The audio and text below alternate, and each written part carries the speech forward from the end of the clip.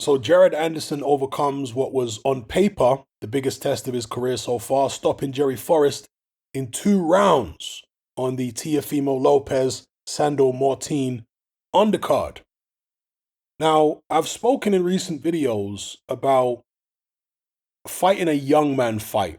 When you're 23 years of age, like Jared Anderson, you're going up against the guy in Jerry Forrest, who is 34, so 11 years older than you.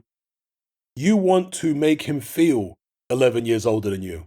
And that means using your legs in some instances, moving around a lot more than the old man wants to move around because the legs are usually the first thing to go, or outworking the older man because the older man is not going to be able to work normally at the kind of pace that a 23-year-old has. The energy that you have at 23, you just don't have that kind of energy normally when you're in your mid 30s, right? And so Jared Anderson in this fight was able to do something which the likes of Michael Hunter, who is in his early or mid 30s himself, and Zheli Zhang, who's in his late 30s, they were unable to do against Jerry Forrest, which is just to overwhelm him with volume. Jared Anderson gets clipped very early on in the fight against Jerry Forrest with some left hands. And of course, questions have to be asked about Anderson's defense. Why is he getting clipped so early? Look, Anderson is a very fluid fighter. He can move his upper body and all that kind of thing, but he elects to stand straight up early on in fights, certain times, and he actually leans back from punches, in the kind of Muhammad Ali style. And when you're 6'4", look, 6'4" is a tall man, but in modern heavyweight boxing, it's kind of only a medium height heavyweight because you got guys out there that are 6'6", 6'7", 6'8", 6'9", So to be leaning back in this era is not like leaning back when Muhammad Ali was doing it in the 60s, and he paid for it a few times, right? Even in the 60s against Henry Cooper, got dropped, but leaning back with his hands down. Jared Anderson, yeah, he might want to reevaluate his defense, moving forward, his defense. He might want to reevaluate the techniques he uses to avoid punches because he's getting caught clean and early. And he was able to take Jerry Forrest's left hand. So Anderson certainly doesn't have a glass jaw or anything like that. He didn't wobble, at least not from what I noticed, getting caught clean like that from Jerry Forrest when he was cold as well. Not saying that Forrest is the biggest puncher in the world, but he did wobble Zheli Zhang, who's an enormous heavyweight, right? Wobbled him, had him in perhaps more trouble than Filip Hrgović did. Okay, just to put it in perspective. With that being said, Zheli Zhang had Jerry Forrest on the floor several times, and he didn't try particularly hard. He didn't have to throw a million punches like Jared Anderson in order to get him down. So I guess you could say that would show, or that would suggest, that Zheli Zhang hits harder than Jared Anderson. And Zheli Zhang hits real hard, I think.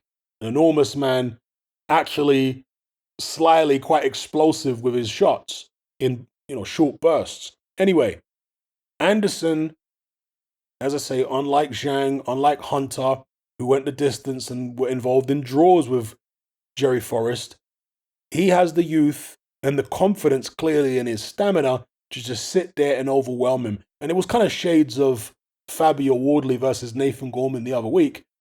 Gorman managed to cut Wardley and stun him. Jerry Forrest didn't cut Jared Anderson or stun him really, but he certainly angered him.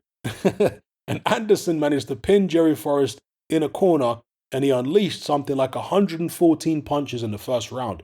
That is a crazy number of punches for a heavyweight. And again, it clearly shows that he has supreme confidence in his stamina. Some people would say it shows a hot head. Okay. But even still, it shows the guy, he's got a lot of confidence in his stamina. Will somebody be able to draw that amount of punches out of him and, let's say, get him to punch himself out? Some of you guys remember back in the days when, what's his name now? Alfredo Angulo fought James Kirkland. He came out in the first round for an enormous number of punches, nearly got James Kirkland out of there, but he punched himself out. And then he got punched up by Kirkland and stopped later on in the fight because he had nothing left after throwing a crazy amount in the first round, thinking he was going to get an early stoppage. Can somebody do that to Jared Anderson? that remains to be seen. But as I say, right now, he has a lot of confidence, a lot of belief that he can just unleash on you if he gets you in a corner, and you're going to give out before he gives out, right? Your punch resistance and so on, your will is going to give out before his stamina gives out. And that, again, comes with youth. He, as Dwyer likes to say, runs red lights, Jared Anderson. Runs loads of red lights in this fight, defensively and also in terms of that stamina. So it was positive and negative. Negative in the sense he's getting caught early with his head in the air. I mean, even when he had Jerry Forrest pinned in the corner, he still caught a few left hands off Forrest, right? So that's the negative. But the positive is he won the fight early, right? In terms of on paper, the result was much better than the result Michael Hunter got, much better than the result that Zheli Zhang got, right? And he showed this willingness to keep letting his hands go until his opponents are down. And in the second round, he pinned Forrest in the corner again, started letting shots go, caught him with a right hand that basically knocked Forrest out on his feet. He wasn't out cold or anything like that, but he lurched forward and the referee stepped in and stopped the fight. So I had no issue with the stoppage. I don't think Forrest had much. I didn't see at the time anyway, Forrest contest too much, or protest too much, should I say. So that was it. Anderson moves past Jerry Forrest, which was, again, on paper supposed to be the biggest test so far of his career. Again, some of you guys are going to have mixed feelings about it. I've got mixed feelings about it. Good result, but defensively, there's some issues there. There's some holes to plug. So let me know what you guys think in the comment section below about Anderson, and who do you think would be a good fight for him next, the next step up from the Jerry Forrests of the world. And yeah, he has, to some extent, I'm sure many of you guys are going to see it this way, shown Zhang and Michael Hunter up a little bit. But again, that's because of his youth.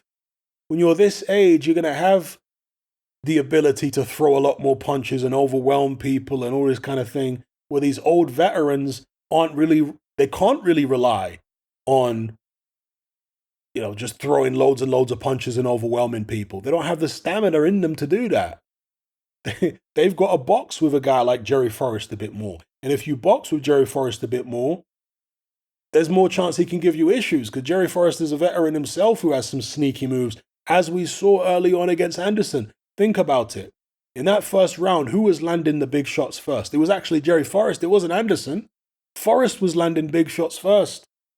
Okay, so Forrest is quite good in terms of, his boxing skills. He's pretty good. I'm not saying he's an elite heavyweight or anything, but he's quite sneaky and good with the skills there. And if you box at a slow pace, Forrest is going to have some success.